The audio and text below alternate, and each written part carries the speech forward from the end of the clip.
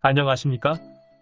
그냥 궁금해서 검색지를 제작하고 있는 SL 사회복지연구소의 소소한 행복입니다. 앞서 우리는 서양고대의 장애인 복지에 대한 역사를 살펴보았습니다. 서양은 동양보다 더 오랜 시간 장애인 복지에 대해 고민하고 문제를 풀어온 나라들입니다. 하지만 그런 역사의 과정은 우리나라의 장애인 복지에 대한 과정만큼 쉽지는 않았겠죠. 이제 우리의 이야기를 해봐야 할 시간입니다. 동양의 장애인 복지라기보다 우리나라의 복지 이야기를 풀어야 할 듯합니다. 5000년 역사를 지닌 우리나라는 어떤 장애인 복지에 관한 이야기가 숨어 있을까요? 서양의 장애인 복지와 우리나라 장애인 복지에 대한 이야기를 살펴보면 엄연한 차이를 느낄 수 있을 것이라 생각됩니다. 서양 고대의 장애인 복지에 대한 이야기를 풀어보았기에 우리나라의 장애인 복지 역사에 대해 궁금해졌을 겁니다.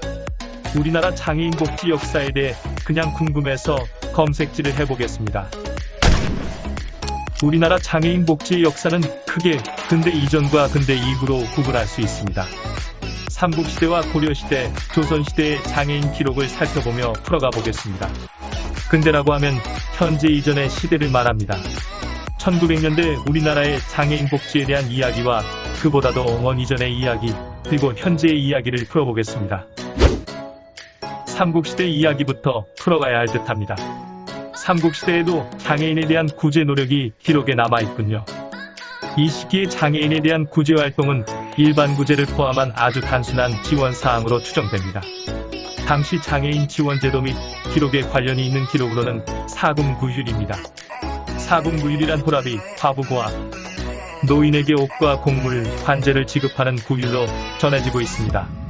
이 시대에는 장애인에 대한 명칭이 없고 병자와 다른 구분이 없기에 구휼제도는 사후대책적인 성격으로 제도화의 단에는 이르지 못했습니다. 불교 사상이 강했던 고려시대에는 구제사업이 더욱 제도화되는 것을 볼 수 있습니다.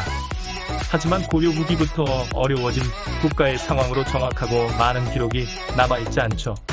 하지만 고려의 기록에서 눈여겨볼 기록은 맹봉맹인이라는 기록입니다.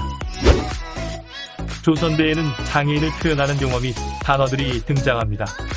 독질자, 폐질자라는 구휼사업이 계속되면서 고려시대부터 이어진 사업들입니다. 조선시대에는 유교 사상의 영향으로 구휼사업이 이루어졌고 장애인에 대한 대책은 맹인의 점수너 보호 등으로 구체책만 남아있습니다. 하지만 조선시대에도 장애인은 친족 부양에 의존하는 것을 확인할 수 있습니다.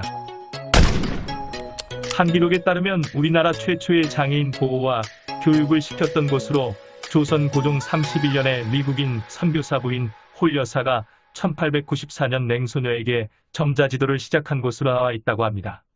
이후 1903년 선교사 마펜 여사는 평양에서 남자 맹인 학교를 설립하였다고 합니다. 영국인 펠리 부인은 1900년경 서울의 남자 맹아를 위한 보호시설을 설치하고 교육을 시작했다는 기록도 있습니다.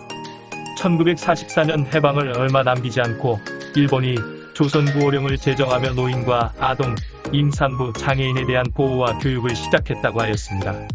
하지만 이 교육은 식민통합을 보다 합리화하고 정당화하기 위한 수단으로 도입하였다는데 기본적인 한계가 있다고 평가됩니다.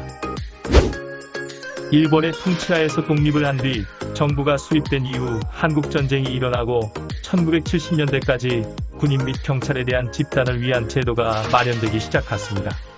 전쟁 부상자들에 대한 대책으로 시작되어 일반 민간이 복지에도 영향을 주는 계기가 되었죠.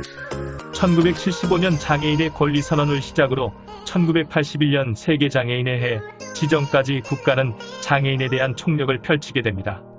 1977년 특수교육진흥법이 제정되며 우리나라는 독자적인 장애인복지법 제정을 위한 시동을 걸기 시작합니다. 1978년 6월 당시 보건복지부였던 보건사회부는 심신장애 자복합대책을 발표하기에 이릅니다. 1981년 6월 유엔이 정한 세계장애인의 해를 기반으로 1981년 심신장애 자복지법이라는 우리나라 최초의 장애인복지법이 제정됩니다.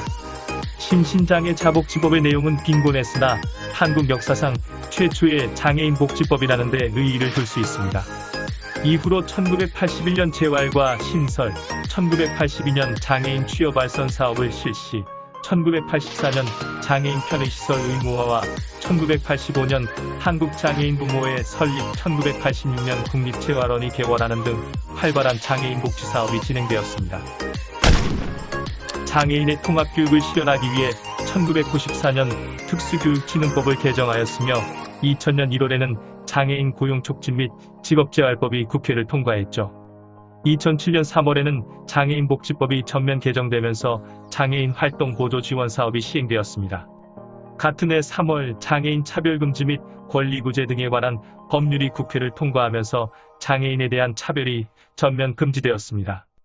2008년에는 중증장애인 생상품 우선구매 특별법이 제정되었으며 이에 근로를 하는 장애인을 위한 장애인연금법이 2010년 6월에 제정되었죠. 2011년 8월에는 장애아동복지지원법이 제정되면서 장애아동의 지원이 확대되었습니다.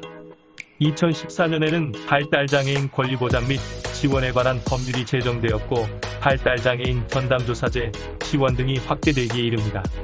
우리나라의 장애인 복지는 서양의 장애인 복지보다 역사적인 시간은 짧지만 부족함이 없는 발전을 이루고 있습니다. 다만 현실적인 정책 반영이 매우 아쉬운 상황이죠. 선행을 베풀듯 진행되는 정책이나 제도가 아닌 장애인들에게 간절히 바라는 현실적 대안들이 아직까지 많이 부족한 상황입니다. 서양에 비해 우리나라의 장애인 복지제도가 늦었다고 생각하지 않습니다.